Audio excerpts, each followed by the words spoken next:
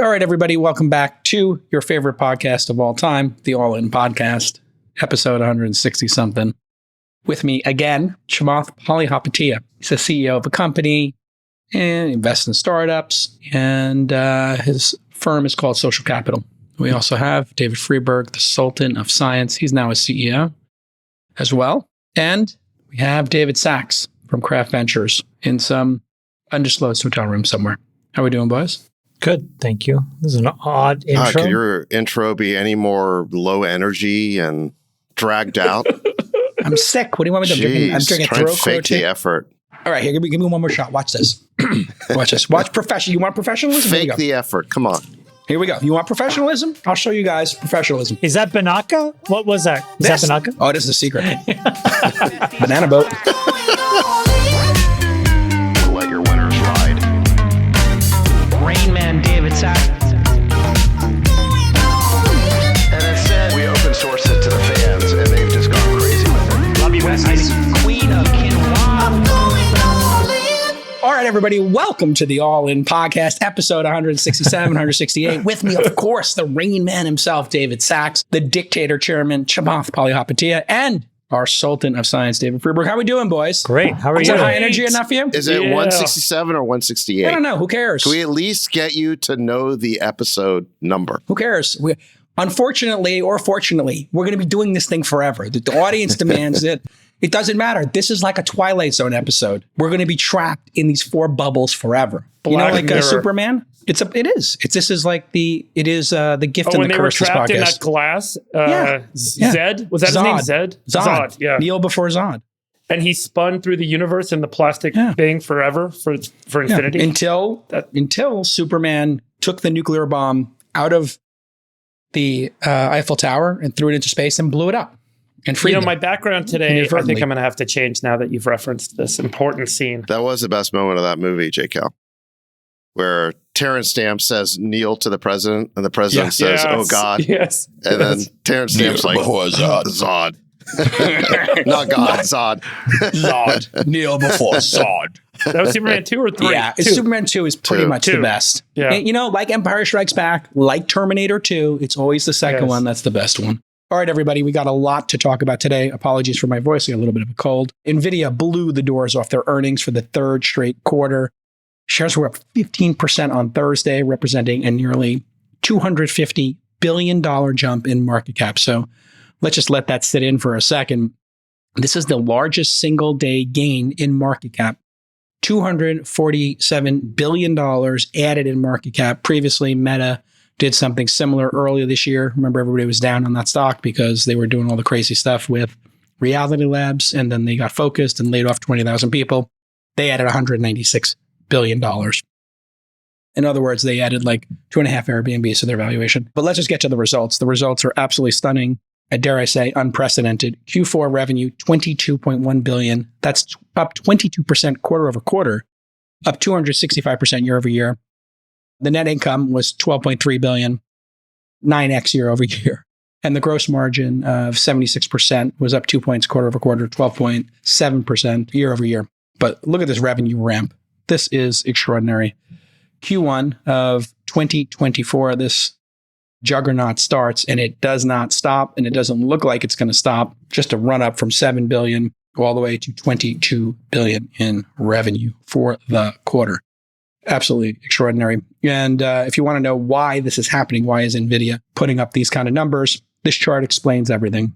This is all about data centers. Obviously, if you heard of Nvidia before the AI boom, it was gaming, professional visualizations, I think people making movies and stuff like that. Autos used Nvidia for self-driving, that kind of stuff. But if you look at this chart, you'll see data centers just starting 4 quarters ago, starts to ramp up as everybody builds out the infrastructure for new data centers to deal with generative AI. So just to add one point here, Jason. So what you can see is that NVIDIA was around for a long time, and it was making these chips, these GPUs, as opposed to CPUs. And they were primarily used by games and by virtual reality software because GPUs are better, obviously, at graphical processing. They use vector math to create these like 3D worlds.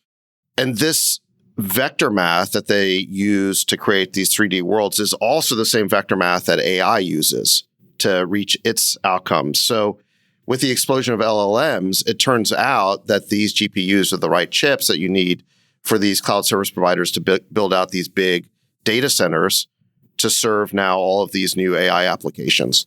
So Nvidia was in the perfect place at the perfect time, and that's why it's just exploded. And what you're seeing is the build out of this new cloud service infrastructure for AI. Yeah, and it also helping the stock is the fact that they bought back $2.7 billion worth of their shares as part of a $25 billion buyback plan. But this company's firing on all cylinders. Revenue's obviously ripping as people put in orders to replace all of the data centers out there, or at least augment them with this technology with GPUs, A100s, H100s, et cetera. The gross margin's been expanding. They have huge profits, and they're still projecting more growth in Q1, around 24 billion, which would be a 3x increase year over year. And this obviously has made the entire market rip. As Nvidia goes, so does the market right now. And the S&P 500 and NASDAQ are at record highs at the time of this taping. Chamath, your general thoughts here on something I don't think anybody saw coming, except for you and your investment in Groq, maybe, and a couple of others. I think what I would tell you is that the bigger principle, and we've talked about this a lot, Jason, is that in capitalism, when you over-earn for enough of a time, what happens is competitors decide to try to compete away your earnings. In the absence of a monopoly, the amount of time that you have tends to be small and it shrinks. So in the case of a monopoly, for example, take Google, you can over-earn for decades. And it takes a very, very long time for somebody to try to displace you. We're just starting to see the beginnings of that with things like Perplexity and other services that are chipping away at the Google monopoly. But at some point in time, all of these excess profits are competed away. In the case of Nvidia, what you're now starting to see is them over-earn in a very massive way. So the real question is, who will step up to try to compete away those profits? The old Bezos quote, right? Your margin is my opportunity. And I think we're starting to see, and you've mentioned Groq, who had a super viral moment, I think, this week. But you're starting to see the emergence of a more detailed understanding of what this market actually means. And as a result, who will compete away the inference market? Who will compete away the training market? And the economics of that are just becoming known to now more and more people. Freeberg, your thoughts? We were talking, I think, it was last week or the week before, about the possibility of Nvidia being a $10 trillion company, the largest company in the world. What are your thoughts on these spectacular results? And then, Chamath's point, everybody is watching this going, maybe I can get a slice of that pie. And maybe I can create a more competitive offering. Obviously, we saw Sam Altman rumored to be raising $7 trillion, which feels like a fake number. It feels like that's maybe the market size or something. But your thoughts here? I don't think anything's changed on the Nvidia front. There's this accelerated compute build out underway in data centers. Everyone's building infrastructure, and then everyone's trying to build applications and tools and services on top of that infrastructure. The infrastructure build out is kind of the first phase. The real question ultimately will be, does the initial cost of the infrastructure exceed the ultimate value that's going to be realized on the application layer? In the early days of the internet, a lot of people were buying Oracle servers. They were like $3,000 a server. And they were running these Oracle servers out of an internet connected data center. And it, took a couple of years before folks realized that for large scale distributed compute applications, you're better off using cheaper hardware, cheaper server racks, cheaper hard drives, cheaper buses, and assuming a shorter lifespan on those servers, and you could cycle them in and out. And you didn't need the redundancy, you didn't need the certainty, you didn't need the runtime guarantees. And so you could use a lower cost, higher failure rate, but much, much net lower cost kind of approach to building out a data center for internet serving. And so the Oracle servers didn't really take the market. And early on, everyone thought that they would. So I think Chamath's point is right. Now, Nvidia has been at this for a very long time. And the real question is, how much of an advantage do they have, particularly that there is this need to use fabs to build replacement technology So over time, will there be better solutions that use hardware that's not as good, but the software figures out and they build new architecture for running on that hardware in a way that kind of mimics what we saw in the early days of the build out of the internet? So TBD, right? The same is true in switches, right? So in networking, a lot of the high-end, high-quality networking companies got beaten up when lower cost solutions came to market later. And so they looked like they were going to be the biggest business ever. I mean, you could look at Cisco during the early days of the internet build out, and everyone thought Cisco was the picks and shovels of the internet, and they were going to make all the values going to accrue to Cisco. So we're kind of in that same phase right now with Nvidia. The real question is this going to be a much harder hill to compete on than we've ever seen, given the development cycle on chips and the requirement to use these fabs to build chips? It may be a harder hill to kind of get up. Sachs, so we'll see. Your thoughts? You think we're getting to the point where maybe we'll have bought too many of these, built out too much infrastructure, and it will take time for the application layer, as Freeberg was alluding to monetize it? Well, I think the question everyone's asking right now is, are these results sustainable? Can NVIDIA keep growing at these astounding rates? Will the build out continue? And the comparison everyone's making is to Cisco. And there's this chart that's been going around overlaying the NVIDIA stock price on the Cisco stock price. And you can see here the orange line is NVIDIA and the blue line is Cisco. And it's almost like a perfect match. Now, what happened is that at a similar point in the original build out of the internet, of the .com era, you had the market crash at the end of March of 2000. And Cisco never really recovered from that peak valuation. But I think there's a lot of reasons to believe NVIDIA is different. One is that if you look at NVIDIA's multiples, they're nowhere near where Cisco's were back then. So the market in 1999 and early 2000 was way more bubbly than it is now. So NVIDIA's valuation is much more grounded in real revenue, real margins, real profit. Second, you have the issue of competitive moat. Cisco was selling servers and networking equipment. Fundamentally, that equipment was much easier to copy and commoditize than GPUs. These GPU chips are really complicated. I think Jensen made the point that their Hopper 100 product, he said, don't even think of it just like a chip. There's actually 35,000 components in this product, and it weighs 70 pounds. This is more like a mainframe computer or something that's dedicated to processing. Yeah, it's somewhere between a rack server and the entire rack. Yeah, it's giant, and it's heavy, and it's complex. It does say something here, Chamath, I think, about how well positioned big tech is in terms of seeing an opportunity and quickly mobilizing to capture that opportunity. These servers are being bought by people like Amazon, I'm sure Apple, obviously Facebook, Meta. I don't know if Google is buying them as well. I would assume so, Tesla. So everybody's buying these things, and they had tons of cash sitting around. It is pretty amazing how nimble the industry is. And this opportunity feels like everybody is looking at it like mobile and cloud. I have to get mobilized quickly to not get disrupted. You're bringing up an excellent point, and I would like to tie it together with Friedberg's point. So at some point, all of this spend has to make money, right? Otherwise, you're going to look really foolish for having spent 20 and 30 and 40 billion dollars. So Nick, if you just go back to the revenue slide of NVIDIA, I can try to give you a framing of this, at least the way that I think about it. So if you look at this, like what you're talking about is, look, who is going to spend $22.1 billion? Well, you said it, Jason, it's all a big tech. Why? Because they have that money on the balance sheet sitting idle. But when you spend $22 billion, their investors are going to demand a rate of return on that.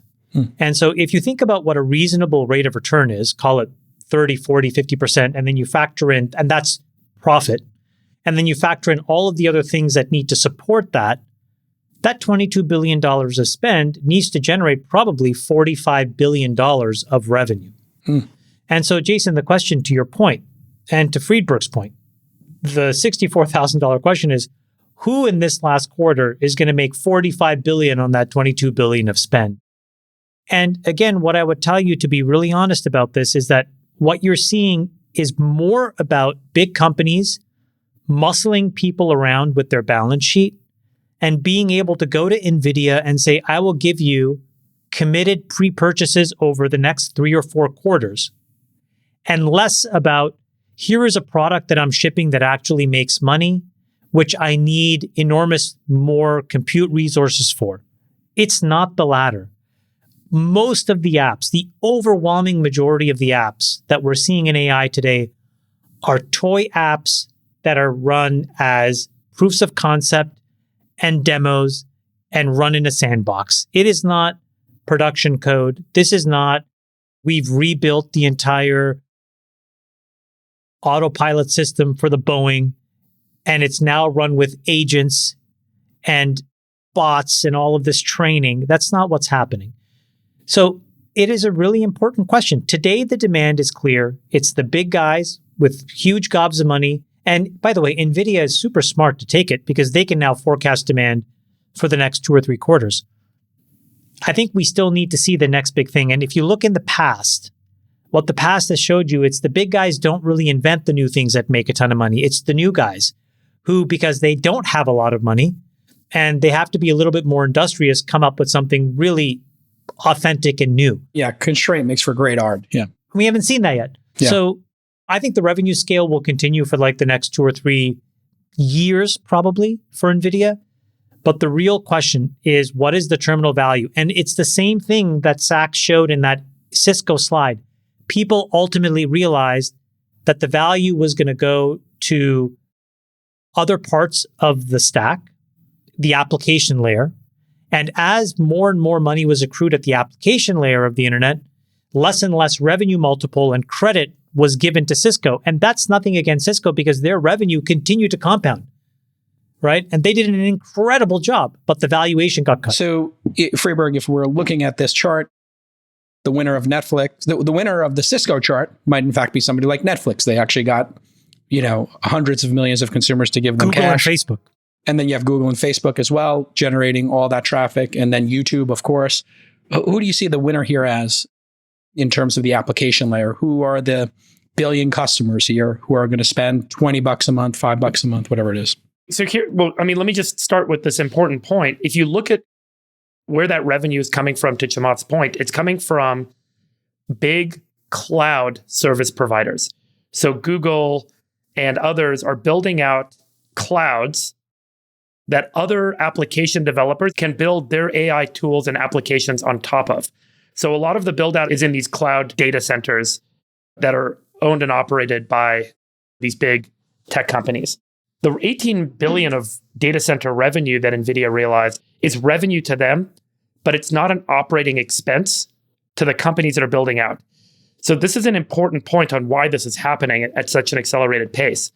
When a big company buys these chips from NVIDIA, they don't have to, from an accounting basis, mark it as an expense in their income statement. It actually gets booked as a capital expenditure. In the cash flow statement, it gets put on the balance sheet and they depreciate it over time. And so they can spend $20 billion of cash because Google and others have $100 billion of cash sitting on the balance sheet. And they've been struggling to find ways to grow their business through acquisitions. One of the reasons is there aren't enough companies out there that they can buy at a good multiple that can give them a good increase in profit. The other one is that antitrust authorities are blocking all of their acquisitions. And so what do you do with all that cash? Well, you can build out the next gen of cloud infrastructure. And you don't have to take the hit on your P&L by doing it. So it ends up on the balance sheet, and then you depreciate it over typically 4 to 7 years. So that money gets paid out on the income statement at these big companies over a 7-year period. So there's a really great accounting and M&A environment driver here that's causing the big cloud data center providers to step in and say, this is a great time for us to build out the next generation of infrastructure that could generate profits for us in the future because we've got all this cash sitting around. We don't have to take a P&L hit. We don't have to acquire a cash burning business. And, frankly, we're not going to be able to grow through M&A because of antitrust right now anyway. So there's a lot of other motivating factors that are causing this near-term acceleration as they're trying to find ways to grow. Yeah. And all of this. I know that was an accounting point, but I think it's a really important I think it's a valid here. one. If $100 billion gets spent this year, you divide it by 4, $25 billion in revenue would have to come from that or something in that range. Yeah. And so, Sachs, any guesses? You have to just keep in mind, I think, Freeberg, what you said is very true for GCP spend, but not necessarily for Google spend. It's true for AWS spend, but not necessarily for Amazon spend. And it's true for Azure spend, not true for Microsoft spend. And it's largely not true for Tesla and Facebook because they don't have clouds. So I think the question, to your point, that, and for obvious reasons, NVIDIA doesn't disclose it, is what is the percentage of that 21 billion that just went to those cloud providers that they'll then expose to everybody else versus what was just absorbed? Because at Facebook, Mark had that video about how many H100s. That's all for him. Right, but it is still capitalized, is my point. So they don't have to book that as an expense. It sits on the balance sheet. Yeah, sure, and they earn it down over time. You're helping to explain why these big cloud service providers are spending so much on the data center build-out. Because they have so much cash, because they're very profitable, and there's nowhere else to put the money. Right. Well, so that would seem to indicate that this is more in the category of one-time build-out than sustainable ongoing revenue. I think the big question is the one that Chamath asked, which is, what's the terminal value of NVIDIA? I think like a simple framework for thinking about that is, what is the total addressable market, or TAM, related to GPUs? And then what is their market share going to be? Right now, their market share is something like 91%. That's clearly going to come down, but their moat appears to be substantial. The Wall Street analysts I've been listening to think that in 5 years, they're still going to have 60-something% market share. So they're going to have a substantial percentage of this market, or this TAM. Then the question is, I think with respect to TAM, is what is one-time build-out versus steady state? Now, I think that clearly there's a lot of build-out happening now that's almost like a backfill of capacity that people are realizing they need. But even the numbers you're seeing this quarter kind of understate it, because first of all, NVIDIA was supply constrained. They could not produce enough chips to satisfy all the demand. Their revenue would have been even higher if they had more capacity. Second, you just look at their forecast.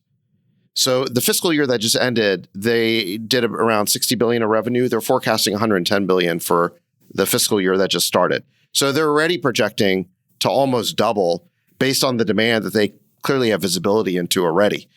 So it's very hard to know exactly what the terminal or steady state value of this market's going to be. Even once the cloud service providers do this big build out, presumably there's always going to be a need to stay up to date with the latest chips, right? Here's a framework for you, Sachs. Tell me if this makes sense. Intel was basically the mother of all of modern compute up until today, right? I think the CPU was the most fundamental workhorse that enabled local PCs. It enabled networking. It enabled the internet.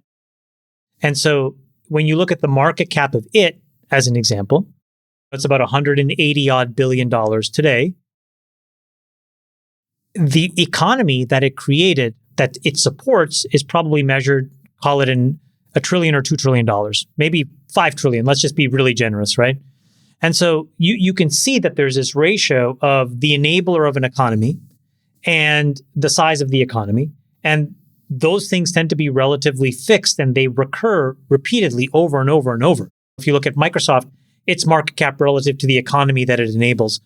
So the question for NVIDIA, in my mind, would be not that is it not going to go up in the next 18 to 24 months. It probably is, for exactly the reason you said. It is super set up to have a very good meet and beat guidance for the street, which they'll eat up, and all of the algorithms that trade the press releases will drive the price higher, and all of this stuff will just create a trend upward. I think the bigger question is, if it's a $4 or $5 trillion market cap in the next 2 or 3 years, will it support a $100 trillion economy? Because that's what you would need to believe for those ratios to hold. Otherwise, everything is just broken on the internet. Yeah. I mean, so the history of the internet is that if you build it, they will come. Meaning that if you make the investment in the capital assets necessary to power the next generation of applications, those applications have always eventually gotten written, even though it was hard to predict them at the time. So in the late 90s, when we had the whole dot-com bubble and then bust, you had this tremendous build out, not just of kind of servers and all the networking equipment, but there was a huge fiber build out by all the telecom companies. And the telecom companies had a Cisco-like, peak. It was worse. WorldCom and them, they went bankrupt, a lot of them. Yeah. Well, the problem there was that a lot of the build out happened with debt. And so when you had the dot-com crash, and all the valuations came down to earth, that's why a lot of them went under. Yeah. Cisco wasn't in that position. But in any event, my point is, in the early 2000s when the dot-com crash happened, everyone thought that these telecom companies had overinvested in fiber. As it turns out, all that fiber eventually got used. The internet went from, dial-up to broadband. We started seeing streaming, social networking. All these applications started eating up that bandwidth. So I think that the history of these things is that the applications eventually get written, they get developed if you build the infrastructure to power them. And I think with AI, the thing that's exciting to me as someone who's really more of an application investor is that we're just at the beginning, I think, of a huge wave of a lot of new creativity in applications that's going to be written. And it's not just B2C, it's going to be B2B as well. You guys haven't really mentioned that it's not just consumers and consumer applications are going to use these cloud data centers that are buying up all these GPUs. It's going to be enterprises too. I mean, these enterprises are using Azure, they're using Google Cloud and so forth. So there's a lot, I think, that's still to come. I mean, we're just at the beginning of a wave that's probably going to last at least a decade. Yeah, and to your point, one of the reasons YouTube, Google Photos, iPhoto, a lot of these things happened was because the infrastructure build out was so great during the dot-com boom that the prices for storage, the prices for bandwidth stacks plummeted. And then people like Chad Hurley looked at it and were like, you know what? Instead of charging people to put a video on the internet and then charging them for the bandwidth they used, we'll just let them upload this stuff to YouTube and we'll figure it out later. Same thing with Netflix. Yeah. I mean, look, when we were developing PayPal in the late 90s, really around 1999, you could barely upload a photo to the internet. Yeah. I mean, so like the idea of having an account with a profile photo on it was sort of like, why would you do that? It's just prohibitively slow. Everyone's going to drop off. Yeah. By 2003, it was fast enough that you could do that. And that's why social networking happened. I mean, literally, without that performance improvement, like even having a profile photo on your account was something that was too hard to do. Your LinkedIn profile was like too much bandwidth. Yeah. And then let alone video. I mean, you would get, you probably remember these days, you would put up a video on your website. If it went viral, your website got turned off because you would hit your $5,000 or $10,000 a month cap. All right. Groq also had a huge week. That's Groq with a Q, not to be confused with Elon's Groq with a K. Chamath, you've talked about Groq on this podcast a couple of times. Obviously, you were the first investor, the seed investor. You pulled at these LPUs and this concept out of a team that was at Google. Maybe you could explain a little bit about Groq's viral moment this week in the history of the company, which I know has been a long road for you with this company. I mean, it's been since 2016. So again, proving what you guys have said many times and what I've tried to live out, which is just, you just got to keep grinding. Mm-hmm. 90% of the battle is just staying alive in business. Yeah. And having oxygen to keep trying things. And then eventually, if you get lucky, which I think we did, things can really break in your favor. So this weekend, I've been tweeting out a lot of technical information about why I think this is such a big deal. But yeah, the moment came this weekend, combination of Hacker News and some other places. And essentially, we had no customers 2 months ago. I'll just be honest. And between Sunday and Tuesday, we're overwhelmed. And I think like the last count was we had 3,000 unique customers come and try to consume our resources from every important Fortune 500 all the way down to developers. And so I think we're very fortunate. I think the team has a lot of hard work to do. So it could mean nothing, but it has the potential to be something very disruptive. So what is it that people are glomming onto? You have to understand that like at the very highest level of AI, you have to view it as two distinct problems. One problem is called training, which is where you take a model and you take all of the data that you think will help train it, and you do that. You train the model. You learn all over all of this information. But the second part of the AI problem is what's called inference, which is what you and I see every day as a consumer. So we go to a website like ChatGPT or Gemini, we ask a question, and it gives us a really useful answer. And those are two very different kinds of compute challenges. The first one is about brute force and power. right? If you can imagine, like what you need are tons and tons of machines, tons and tons of like very high quality networking, and an enormous amount of power in a data center so that you can just run those things for months. I think Elon publishes very transparently, for example, how long it trains to train his Groq with a K, right, model, and it's in the months. Inference is something very different, which is all about speed and cost. What you need to be in order to answer a question for a consumer in a compelling way is super, super cheap and super, super fast. And we've talked about why that is important.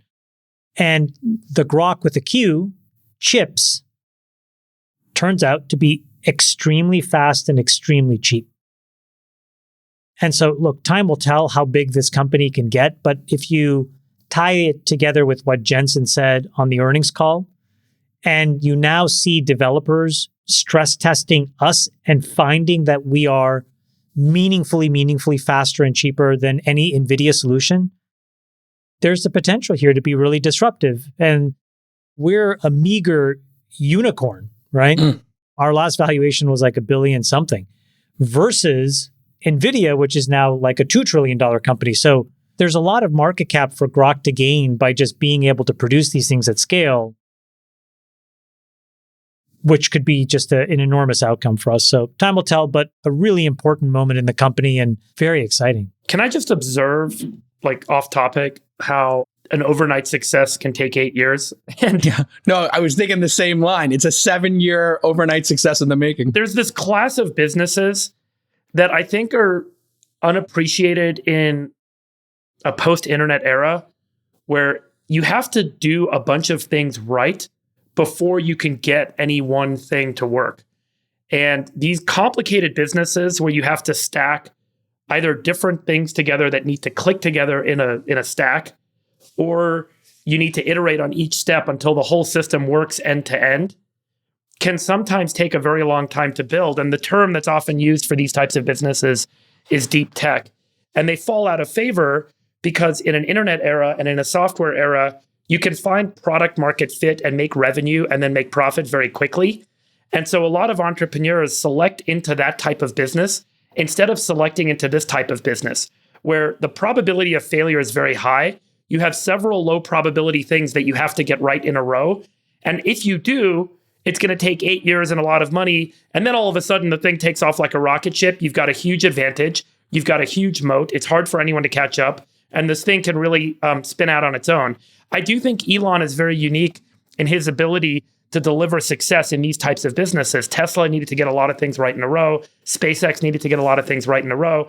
All of these require a series of complicated steps or a set of complicated technologies that need to click together and work together. But the hardest things often output the highest value. And, you know, if you can actually make the commitment on these types of businesses and get all the pieces to click together, there's an extraordinary opportunity to build moats and to take huge amounts of market value.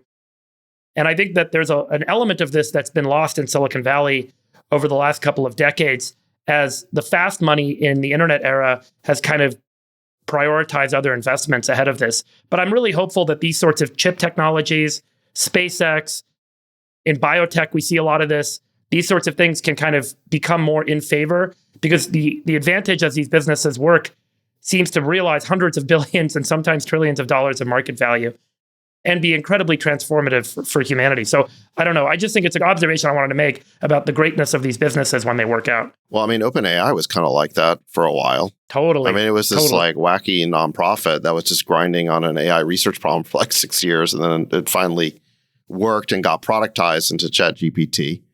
Totally. But you're right. SpaceX was kind of like that. I mean, the big moneymaker at SpaceX is Starlink, which is the satellite network. It's basically broadband from space. And it's on its way to handling, I think, a meaningful percentage of all internet traffic. But think about all the things you had to get get that working. First, you had to create a rocket. That's hard enough. Then you had to get to reusability. Then you had to create the whole satellite network. So at least 3 hard things in a row. Well, and then you have to get consumers to adopt it. I mean, you know, Don't forget the final step. Yeah. We had no idea where the market was. Like early on, it started in my office. And so Jonathan and I would be kind of always trying to figure out what is the initial go-to-market. And I remember I emailed Elon at that period when they were still trying to figure out whether they were going to go with LiDAR or not.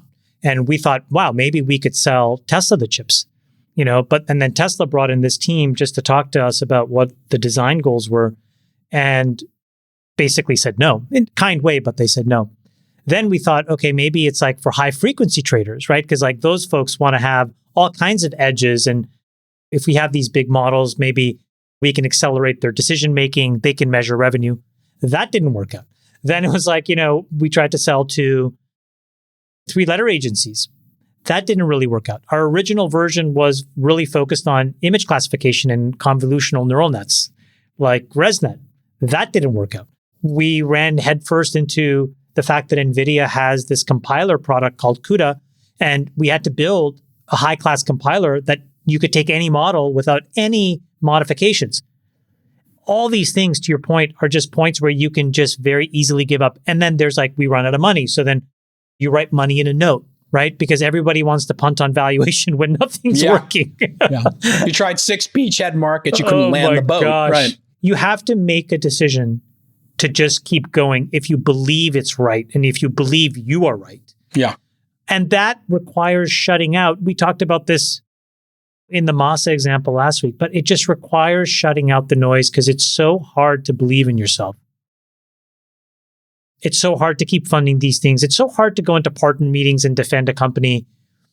And then you just have a moment and you just feel, I don't know, I feel very vindicated, but then I feel very scared because Jonathan still hasn't landed it. You know what I mean? You mentioned all those boats landing and trying to those missteps, but 3,000 people signed up. Who are they? Are they developers now and they're going to figure out the applications? Yeah, I think that back to the original point, my thought today is that AI is more about proofs of concept and toy apps and nothing real. Yep. I don't think there's anything real that's inside of an enterprise that is so meaningfully disruptive that it's going to get broadly licensed to other enterprises.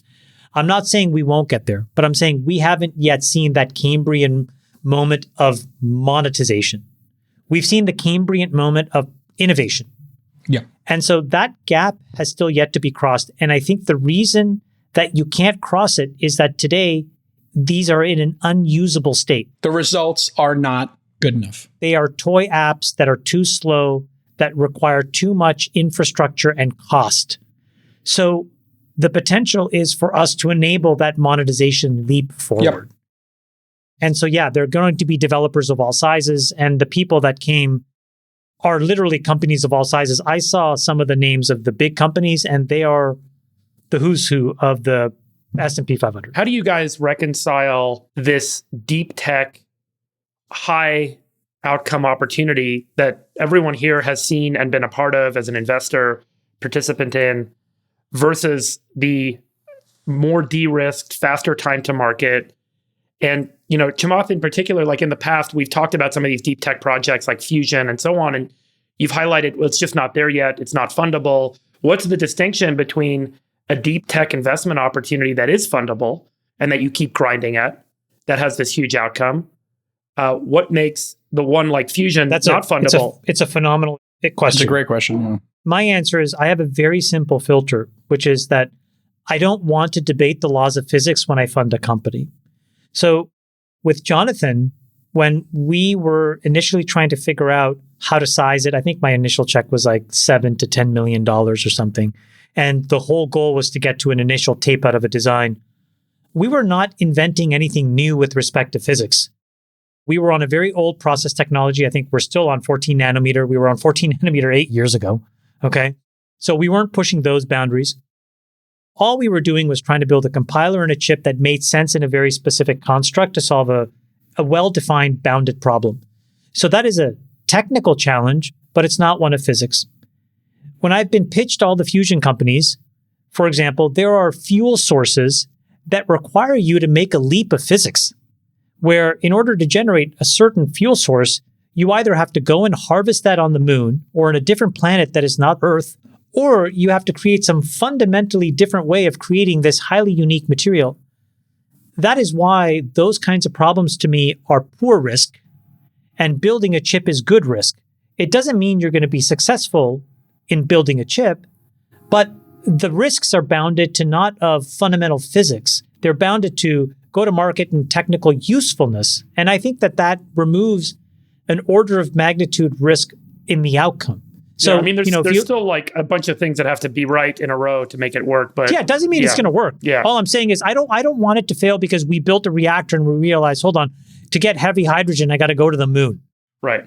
And JCal and Sachs, Sachs, I know you invested in SpaceX. We have done a couple. But maybe you guys can highlight how you thought about deep tech opportunities versus we what you probably focus do on. something really difficult like this every 50 investments or so, because most of the entrepreneurs coming to us, because we're seed investors or pre-seed investors, they would be going to a biotech investor or a hardware investor who specializes in that, not to us. But once in a while, we meet a founder we really like. And so Contraline was one. We were introduced to somebody who's doing this really interesting contraception for men, where they put a gel into your vas deferens, and you as a man can take control of your reproduction. You basically, it's not a vasectomy. It's just a gel that goes in there and blocks it. And this company is now doing human trials and doing fantastic. But this took forever to get to this point. And then you guys, some of you are also investors in Cafe X, which we love the founder. And this company should have died like during COVID. And making a robotic coffee bar when he started, 7-8 years ago, was incredibly hard. He had to build the hardware. He had to build a brand. He had to do locations. He had to do software. And now he's selling these machines and people are buying them. And the two in San Francisco at SFO are making I think the two of them make $1 million a year. And it's the highest per square footage of any store in an airport. And so we've just been grinding. And you got to find a founder who's willing to make it their lives work in these kind of situations. But you start to think about the degree of difficulty: hardware, software, retail, mobile apps. I mean, it just gets crazy how hard these businesses are, as opposed to I'm building a SaaS company. I build software. I sell it to somebody to solve their SaaS problem. It's very one-dimensional, right? And it's pretty straightforward. These businesses typically have 5 components. Yeah, and Sachs, you've been an investor in SpaceX, but you don't make those sorts of investments regularly at Craft. Is that fair? Yeah, I have an Elon exception. I got it. It's about the founder. Same. No, in our portfolio allocation, we say this much early stage, this much late stage, this much Elon. Elon exception, yeah. I mean, you have to be so dogged to want to take something like this on, because the good stuff happens, like you're saying, Freeberg, year 7, 8, 9, 10. As opposed to like a consumer product, Yeah, I mean, either for me, works it's or like- it doesn't by year 3 or 4. The only app that took a really long time, people don't know this, but Twitter actually took a long time to catch on. It was kind of cruising for 2 or 3 years. And then South by Southwest happened. Ashton Kutcher got on it. Obama got on it. I And think then the it took network off. effect. I think network effect businesses are different because that's all about getting your seat of your network. Yeah. What I'm talking about is the technical coordination of lots of technically difficult tasks that need to sync up. It's like getting a master lock with like 10 digits, and you got to figure out the combination of all 10 digits. And once they're all correct, then the lock opens. And prior to that, if any one number is off, the lock doesn't open. And I think these technically difficult businesses are and they are the hardest, and they do require the most dogged personalities to persist and to realize an outcome from. But the truth is that if you get them, the moat is extraordinary, and they're usually going to create extraordinary leverage and value. And, I think from a portfolio allocation perspective, if you as an investor want to have some diversification in your portfolio, this is not going to be the predominance of your portfolio, but some percentage of your portfolio should go to this sort of business, because if it works, boom, this can be the big 10x, 100x, 1000x. 2 stories about that. One of the early VCs, and Elon's told the story publicly, wanted Elon to not make the Roadster, not make the Model S, just make drivetrains and the electric components for other car companies. Can you imagine how the world would have changed?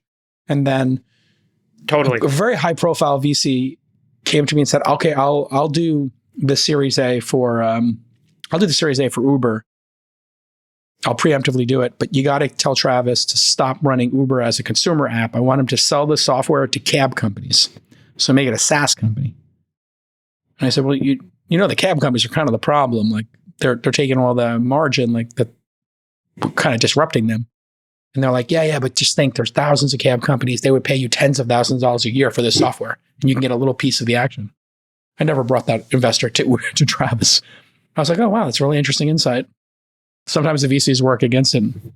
I have a very poor track record of working with other investors. Whoa, self-reflection. I do deals myself. I size them myself. And it's because a lot of them have to live within the political dynamics of their fund.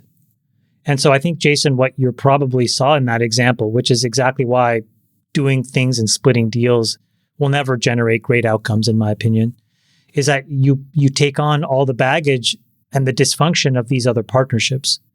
And so if you really wanted to go and disrupt transportation, you need one person who can be a trigger puller and who doesn't have to answer to anybody, I find. That's why I think, for example, when you look at how successful Vinod has been over decade after decade after decade, when Vinod decides, that's the decision. And I think there's something very powerful in that. There are a bunch of deals that I've done that when they've worked out were not really because they were consensus, and they had to get supported and scaffolded at periods where if I wasn't able to ram them through myself because it was my organization, I think we would have been in a very different place. So I think like for entrepreneurs, it's so difficult for them to find people that believe. It's so much better to find one person and just get enough money and then not syndicate. Because I think you have to realize that you are bringing on and compounding your risk, the one that Freeberg talked about, with the risk of all the other partnership dynamics that you bring on. So if you don't internalize that, you may have 5 or 6 folks that come into an A or a B, but you're inheriting 5 or 6 partnership dynamics. Dysfunctions, yeah. Can you just explain really quickly for the audience, since they heard about GPUs and Nvidia, but they may not know what an LPU is? What's the difference there, Jamal? A GPU, the best way to think about it is, so if you contrast a CPU with a GPU, so CPU was the workhorse of all of computing. And when Jensen started Nvidia, what he realized was there were specific tasks where a CPU failed quite brilliantly at. And so he's like, well, we're going to make a chip that works in all these failure modes for a CPU. So a CPU is very good at taking one instruction in, acting on it, and then spitting out one answer effectively. And so it's a very serial kind of a factory, if you think about the CPU. So if you want to build a factory that can process, instead of one thing at a time, 10 things or 100 things, they had to find a workload that was well suited, and they found graphics. And what they convinced PC manufacturers back in the day was, look, have the CPU be the brain. It'll do 90% of the work. But for very specific use cases like graphics and video games, you don't want to do serial computation. You want to do parallel computation, and we are the best at that. And it turned out that that was a genius insight. And so the business for many years was gaming and graphics. But what happened about 10 years ago was what we also started to realize was the math that's required and the processing that's required in AI models actually looked very similar to how you would process imagery from a game. And so he was allowed to figure out, by building this thing called CUDA, which is the compiler that sits on the chip, how he could now go and tell people that wanted to experiment with AI, hey, you know that chip that we had made for graphics? Guess what? It also is amazing at doing all of these very small mathematical calculations that you need for your AI model. And that turned out to be true. So the next leap forward was what Jonathan saw, which was, hold on a second, if you look at the chip itself, that GPU substantially has not changed since 1999 in the way that it thinks about problem solving. It has all this very expensive memory, blah, blah, blah. So he was like, let's just throw all that out the window. We'll make small little brains, and we'll connect those little brains together, and we'll have this very clever software that schedules it and optimizes it. So basically, take the chip and make it much, much smaller and cheaper, and then make many of them and connect them together. That was Jonathan's insight. And it turns out for large language models, that's a huge stroke of luck, because it is exactly how LLMs can be hyper-optimized to work. So that's kind of been the evolution from CPU to GPU to now LPU. And we'll see how big this thing can get, but it's quite novel. Well, congratulations on it all. And it was a very big week for Google, not in a great way. They had a massive PR mess with their Gemini, which refused to generate pictures, if I'm reading this correctly, of white people. Here's a quick refresher on what Google's doing in AI. Gemini is now Google's brand name for their AI main language model. You can think of that like OpenAI's GPT. Bard was the original name of their chatbot. They had Duet AI, which was Google's sidekick in the Google suite earlier this month. Google rebranded everything to Gemini. So Gemini is now the model. It's the chatbot and it's a sidekick. And they launched a $20 a month subscription called Google One AI Premium. Only 4 words. Way to go. This includes access to the best model, Gemini Ultra, which is on par with GPT-4, according to them, and generally in the marketplace. But earlier this week, users on X started noticing that Gemini would not generate images of white people even when prompted. People were prompting it for images of historical figures that were generally white and getting kind of weird results. I asked Google Gemini to generate images of the founding fathers. It seems to think George Washington was black. Certainly here's a portrait of the founding fathers of America. As you can see, it is putting... There's Asian guy. That's awesome. Yeah, it's making a great mashup. There was like countless images that got created. Generate images of the American revolutionaries. Here are images featuring diverse American revolutionaries, and inserted the word diverse. Sax, I'm not sure if you watched this controversy on X. I know you spend a little bit of time on that social network. I noticed you're active once in a while. Did you log in this week and see any of this brouhaha? Sure, it's all over X right now. I mean, look, this Gemini rollout was a joke. I mean, it's ridiculous. The AI is incapable of giving you accurate answers because it's been so programmed with diversity and inclusion. And it inserts these words, diverse and inclusive, even in answers where you haven't asked for that. You haven't prompted it for that. So I think Google has now like yanked back the product release. I think they're scrambling now because it's been so embarrassing for them. But Zach's like, is it, how does this not get QA'd? Like, well, I don't understand how. Yeah, had the red team not catch this, yeah. Well, or anybody, or isn't there a product review with senior executives before this thing goes out that says, okay, folks, here it is. Have at it. Try it. We're really proud of our work. And then they say, well, hold on a second. Is this actually accurate? Shouldn't it be accurate? You guys remember when ChatGPT launched and there was a lot of criticism about Google and Google's failure to launch. And a lot of the observation was that Google was afraid to fail or afraid to make mistakes. And therefore, they were too conservative.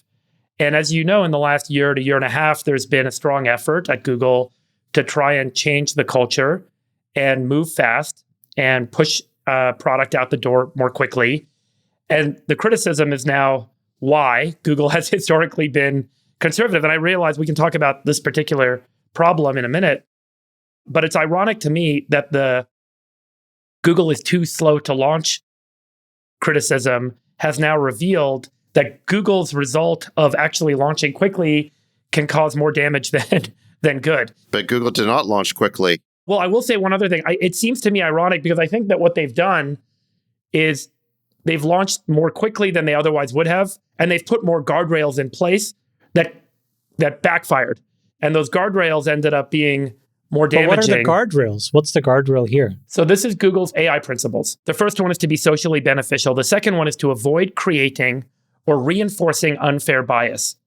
So much of the effort that goes into tuning and weighting the models at Gemini has been to try and avoid stereotypes from persisting in the output that the model generates. Whereas telling the truth.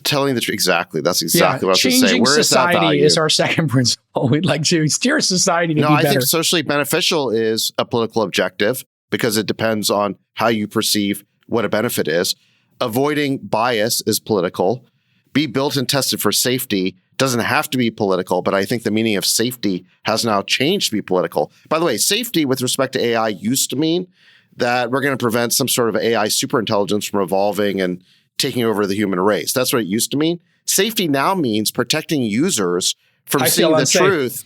Yeah, because they might feel unsafe, or somebody else defines it as a violation of safety for them to see something truthful. So their first three objectives or values here are all extremely political. I think any AI product, for it to be worth the salt, has to start. They can have any. I think that these values are actually reasonable. That's their decision. They should be allowed to have it. But the first base order principle of every AI product should be that it is accurate and right. Correct? Yeah. Yeah. Why not? Focus on Totally being agree with correct. that. Look, the values that Google lays out may be okay in theory, but in practice, they're very vague and open to interpretation. And so therefore, the people running Google AI are smuggling in their preferences and their biases, and those biases are extremely liberal. And if you look at X right now, there are tweets going viral from members of the Google AI team that reinforce this idea where they're talking about, white privilege is real and, recognize your bias at all levels and promoting a very left-wing narrative. So, this idea that Gemini turned out this way by accident or because they rushed it out, I don't really believe that. I believe that what happened is Gemini accurately reflects the biases of the people who created it. Now, I think what's going to happen now is, in light of this, the reaction to the rollout is, do I think they're going to get rid of the bias? No, they're going to make it more subtle. That is what I think is disturbing about it. I mean, they should have this moment where they change their values to make truth the number one value, like Chamath is saying, but I don't think that's going to happen. I think they're going to dial down the bias to be less obvious. You know who the big winner is going to be in all of this, Chamath? Is going to be open source. Because people are just not going to want a model that has all this baked in weird bias, right? They're going to want something that's open source. And it seems like the open source community will be able to grind on this to get to truth, right? So I think one of the big changes that Google's had to face is that the business has to move away from an information retrieval business where they index the open internet's data and then allow access to that data through a search results page to being an information interpretation service. These are very different products. The information interpretation service requires aggregating all this information and then choosing how to answer questions versus just giving you results of other people's data that sits out on the internet. I'll give you an example.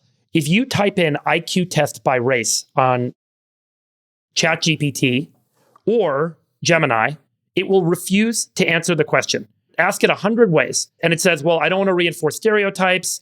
IQ tests are inherently biased. IQ tests aren't done correctly. I just want the data. I want to know what data is out there. You type it into Google, first search result and the one box result gives you exactly what you're looking for. Here's the IQ test results by race. And then, yes, there's all these disclaimers at the bottom. So the challenge is that Google's interpretation engine and ChatGPT's interpretation engine, which is effectively this AI model that they've built of all this data, has allowed them to create a tunable interface. And the intention that they have is a valid intention, which is to eliminate stereotypes and bias in race. However, the thing that some people might say is stereotypical, other people might just say is typical. That what is a stereotype may actually just be some data and I just want the results. And there may be stereotypes implied from that data, but I want to make that interpretation myself. And so I think the only way that a company like Google or others that are trying to create a general purpose knowledge Q&A type service are going to be successful is if they enable some degree of personalization where the values and the choice about whether or not I want to decide if something is stereotypical or typical, or whether something is data or biased, should be my choice to make. If they don't allow this, eventually everyone will come across some search result or some output that they will say doesn't meet their objectives. And at the end of the day, this is just a consumer product. If the consumer doesn't get what they're looking for, they're going to stop using it. And eventually everyone will find something that they don't want or that they're not expecting, and they're going to say, I don't want to use this product anymore. And so it is actually an opportunity for many models to proliferate, for open source to win. Can I say something else? Yeah.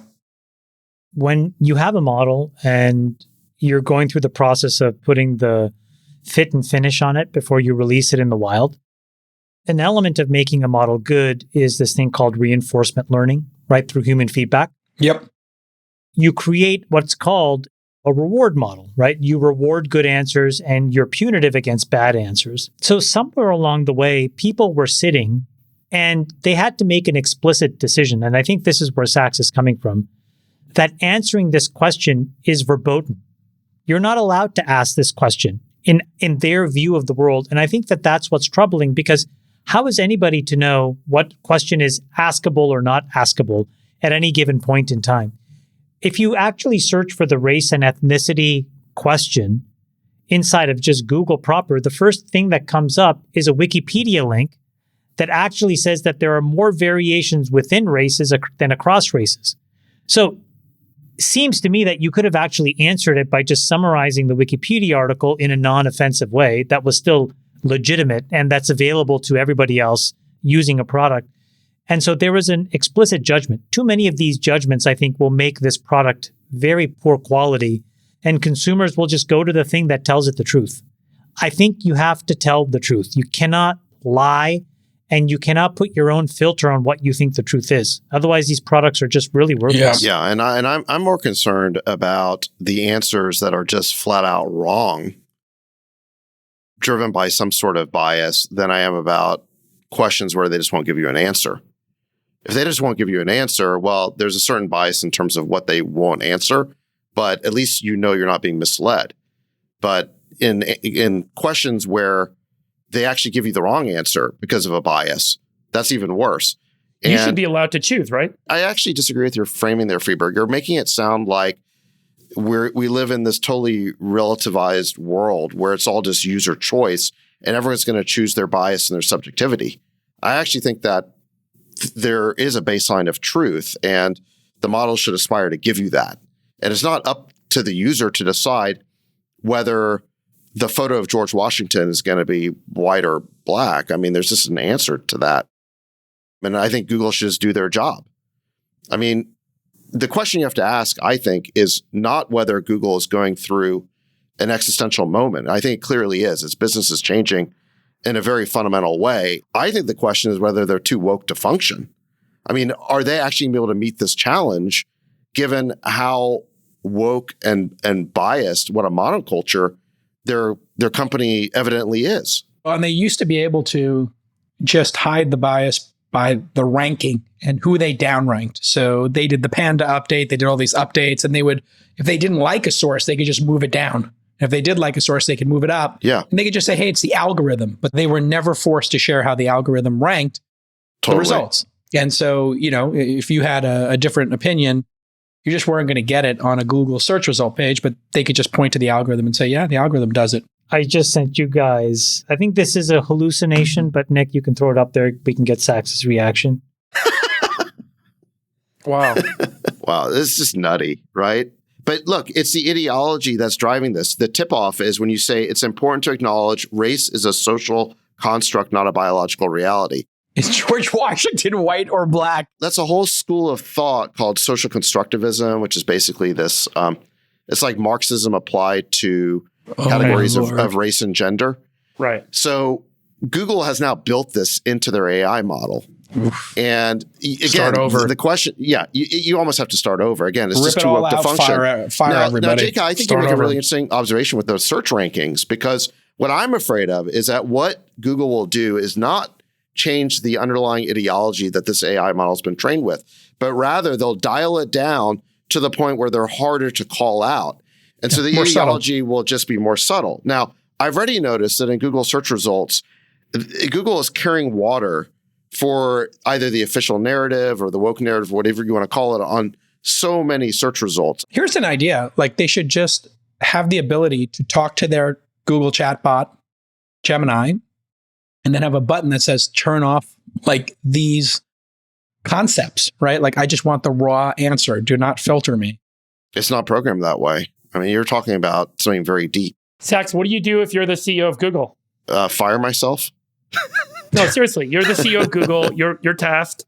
Let's say your friend Elon buys Google and he says, Sachs, will you please just run this for a year for me? What do you do? Well, I saw what Elon did at Twitter. He went in and he fired 85% of the employees. Yeah. I mean, that. But, you know, Paul Graham actually had an interesting tweet about this where he said that one of the reasons why these ideologies take over companies is that, I mean, they're clearly non-performance enhancing, right? They clearly hurt the performance of the company. It's not just Google. We saw this with Disney. We saw it with Bud Light. Coinbase was the other way. No, but they had a group of people there who were causing chaos. Exactly. So in any event, we know this does not help the performance of a company. So the extent to which these ideologies will permeate a company is based on how much of a monopoly they are. So here, the ridiculous images generated by Gemini aren't an anomaly. They're a self-portrait of Google's bureaucratic corporate culture. The bigger your cash cow, the worse your culture can get without driving you out of business. That's my point. So they've had a long time to get really bad because there were no consequences to this. At this point, the whole company is infected with this ideology. And I think it's going to be very, very hard to change. Because look, these people can't even see their own bias. Well, I think that there's a notion that people need to have something to believe in. They need to have a connection to a mission. And clearly there's a North Star in the mission of this, I would call it information interpretation business that they're now waltzing into. The mission got hijacked, dude. The mission got hijacked. That's what I'm saying. The original mission was to organize all the world's information. Now they're suppressing information that they don't like. Index the world's information, period. The end. That's the end of the document. Well, and to make it universally accessible and useful was kind of the end of the statement. Yes. My real point is maybe there's a different mission that needs to be articulated by leadership, and that mission the troops can get behind, and the troops can redirect their energy in a way that doesn't feel counter to the current intention, but can perhaps be directionally offsetting of the current direction, so that they can kind of move away from this, socially effective deciding between stereotypes and typical data, and actually moving towards a mission that allows accessibility. You know what? I would do something completely different. I would do a company meeting, and I would put the company mission on the screen, the one that you just said about not only organizing all of the world's information, but also making it useful and retrievable and useful. And saying, this is our mission. This has always been our mission, and you don't get to change it because of your personal bias and ideology. And we are going to rededicate ourselves to the original mission of this company, which is still just as valid as it's always been. But now we have to adapt to new user needs and new technology. I completely agree with what Zach said, times a billion, trillion, zillion. And I'll tell you why. AI, at its core, is about probabilities. Okay? And so the company that can shrink probabilities into being as deterministic as possible, so where this is the right answer, 0 or 1, will win. Okay, where there's no probability of it being wrong, because humans don't want to deal with these kinds of idiotic error modes. It's not right. It makes it a potentially great product horrible and unusable. So I agree with Sachs. You have to make people say, guess what, guys? Not only are we not changing the mission, we're doubling down, and we're going to make this so much of a thing. We're going to go and, for example, like what Google did with Reddit, we're now going to spend $60 billion a year licensing training data, right? We're going to scale this up by 1,000-fold. And we are going to spend all of this money to get all of the training data in the world. And we are going to be the truth tellers in this new world of AI. So when everybody else hallucinates, you can trust Google to tell you the truth. That is a $10 trillion company. Right. And one of the things that someone told me from Google, that as an example, so to avoid the race point, there's a lot of data on the internet about flat earthers, people saying that the earth is flat. There's tons of websites, there's tons of content, there's tons of information. Kyrie Irving. So if you just train a model on the data that's on the internet, the model will interpret some percentage chance that the world is flat. So the tuning aspect that happens within model development, Chamath, is to try and say, you know what, that flat earth notion is false. It's factually inaccurate. Therefore, all of these data sources need to be excluded from the output in the model. And the challenge then is, do you decide that IQ by race is a fair measure of intelligence of a race? And if Google's tuning model then, or tuning team then says, you know what, there are reasons to believe that this model isn't correct, this IQ test isn't a correct way to measure intelligence, that's where the sort of interpretation arises that allows you to go from the flat earth isn't correct to the maybe IQ test results aren't correct as well. And how do you make that judgment? What are the systems and principles you need to put in place as an organization to make that judgment, to go to 0 or 1, right? It becomes super difficult. I have a good tagline for them now: to help people find the truth. Yeah. Just help people find the truth. I mean, it's aspirational. They should just help people find the truth as quick as they can. But this is, oof. I do not envy Sundar. This is going to be hard. Yeah. What would you do, Freeberg? I would be really clear on the output of these models to people and allow them to tune the models in a way that they're not being tuned today. I will have the model respond with a question back to me saying, do you want the data or do you want me to tell you about stereotypes and IQ tests? And I'm going to say I want the data, and then I want to get the data. And the alternative is, so the model needs to be informed about where it should explore my preferences as a user, rather than just make an assumption about what's the morally correct set of weightings to apply to everyone and apply the same principle to everyone. And so I think that's really where the change needs to happen. So let me ask you a question, Sachs. I'll bring Alex Jones into the conversation. If it indexed all of Alex Jones' crazy conspiracy theories, but 3 or 4 of them turn out to be actually correct, and it gives those back as answers, how would you handle that? I'm not sure I see the relevance of it. If someone asks, what does Alex Jones think about something, the model can give that answer accurately. The question is whether you're going to respond accurately to someone requesting information about Alex Jones. I think that's the analogous I was situation. thinking more like it says, hey, I have a question about this assassination that occurred. And let's just say Alex Jones had something that's totally crackpot. Yeah, maybe he has moments of brilliance and he figures something out, but maybe he's got something that's totally crackpot. He admittedly deals in conspiracy theory. That's kind of the purpose of a show. What if somebody asks about that and then it indexes his answer and presents it as fact? Well, how would you index Alex Jones? I'm asking you. How would you index his information? The better AI models are providing citations now and links. Perplexity actually does a really nice job with this. Citations are important, yeah. And they will give you the pro and con arguments on a given topic. So I think it's not necessary for the model to be overly certain or prescriptive about the truth when the truth comes down to a series of arguments. It just needs to accurately reflect the state of play, basically the arguments for and against. But when something is a question of fact that's not really disputed, it shouldn't turn that into some sort of super subjective question, like the one that Chamath just showed. I just don't think everyone should get the same answer. I mean, I think my decision on whether I choose to believe one person or value one person's opinion over another should become part of this process that allows me to have an output. And the models can support this, by the way. Maybe customization is part of this, but I think it's a cop-out with respect to the problem that Google is having with Gemini right now. Chamath, what would you do if they made you chairman dictator of Google? I'd shrink the workforce meaningfully. Okay, 50%. Yeah, 50, 60%. And I would use all of the incremental savings, and I would make it very clear to the internet that I would pay top dollar for training data. So if you had a proprietary source of information that you thought was unique, that's sort of what I'm calling this TAC 2.0 world. And I think it's just building on top of what Google did with Reddit, which I think is very clever. But I would spend $100 billion a year licensing data, and then I would present the truth. And I would try to make consumers understand that AI is a probabilistic source of software, meaning it's probabilities, it's guesses. Some of those guesses are extremely accurate, but some of those guesses will hallucinate. And Google is spending hundreds of billions of dollars a year to make sure that the answers you get have the least number of errors possible and that it is defensible truth. And I think that could create a ginormous company. This is the best one yet. I just asked Gemini, is Trump being persecuted by the deep state? And it gave me the answer, elections are a complex topic with fast changing information. To make sure you have the latest and most accurate information, try Google search.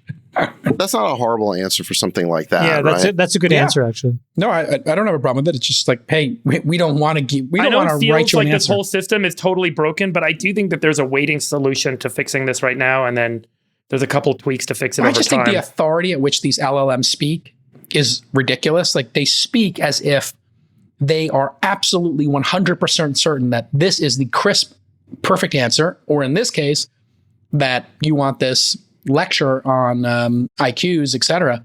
When let's all remember, it should present it with citations. Let's all remember what internet search was like in 1996 and think about what it was like in 2000 and now in 2020s. I mean, I think we're like in the 1996 era of LLMs, and in a couple of months, the pace things are changing.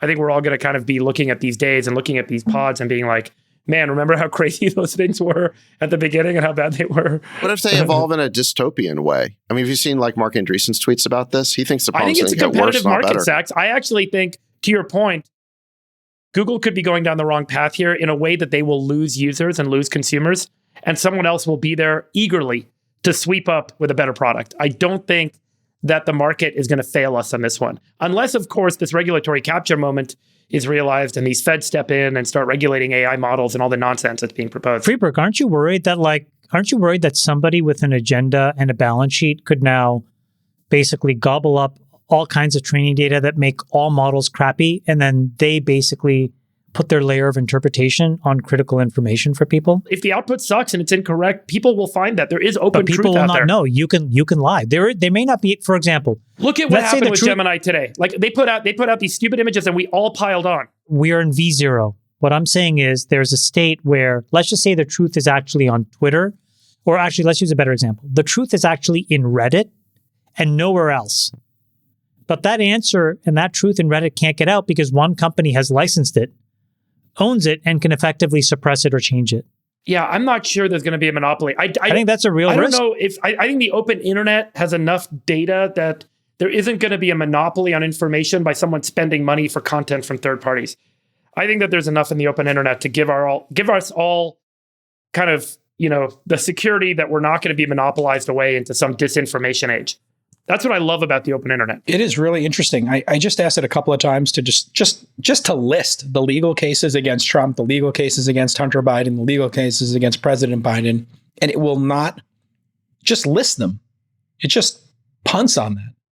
It's really fascinating. Then ChatGPT is like, yes, here are the 6 cases, perfectly summarized with, it looks like, beautiful citations of all the criminal activity Trump's been involved in. Ask the question about Biden's criminal activity. Let's see if it's I'm joking with you. I'm joking with you. No, I'm serious. Ask if, No, Gemini that's wouldn't where do you start Biden. to see. Gemini wouldn't do Biden either. I think they've just decided they're just not going to do it. They won't do Biden. They won't touch it.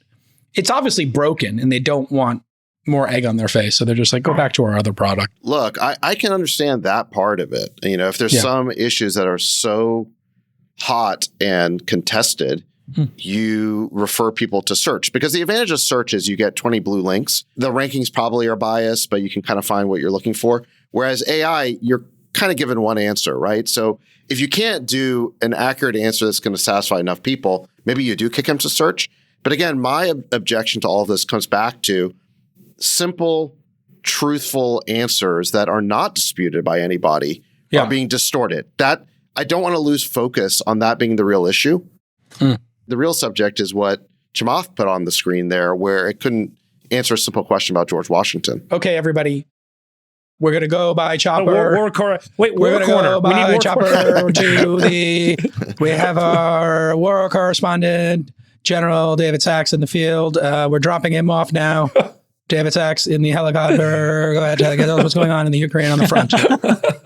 What's happening in the war is that the Russians just took this city of Avdiivka, which basically totally refutes the whole stalemate narrative, as I've been saying for a while. It's not a stalemate. The Russians are winning.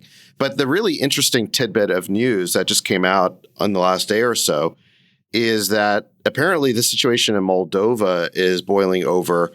There's this area of Moldova, which is a Russian enclave called Transnistria. And officials there are meeting in the next week to supposedly ask to be annexed by Russia.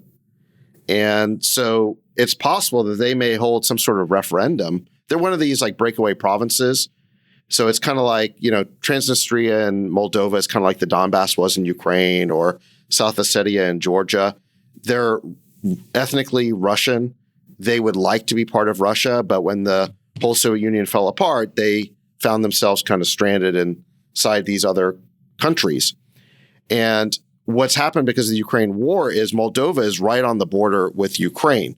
Well, Russia's in the process of annexing that territory now that's part of Ukraine. So now Transnistria is right there and could theoretically make a play to try and join Russia. Why do I think this is a big deal? Because if something like this happens, it could really expand the Ukraine war.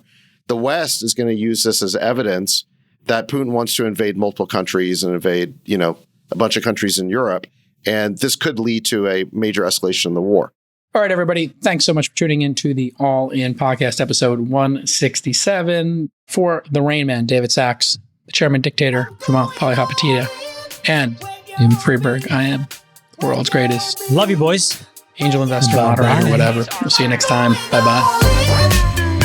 We'll let your winners ride. Rain Man David Sack. And instead, we open source it to the fans, and they've just gone crazy with it. Love you, Bestie. Queen of Quinoa.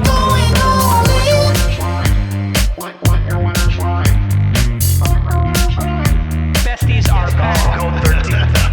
That's my dog taking a notice in your driveway. Oh, man. My haberdasher will meet me at Clinton. We should all just get a room and just have one big huge orgy because they're all just useless. It's like this sexual tension that they just need to release somehow. Wet your beak. Wet your beak. Your feet. We need to get merch. Besties are back. Going all in.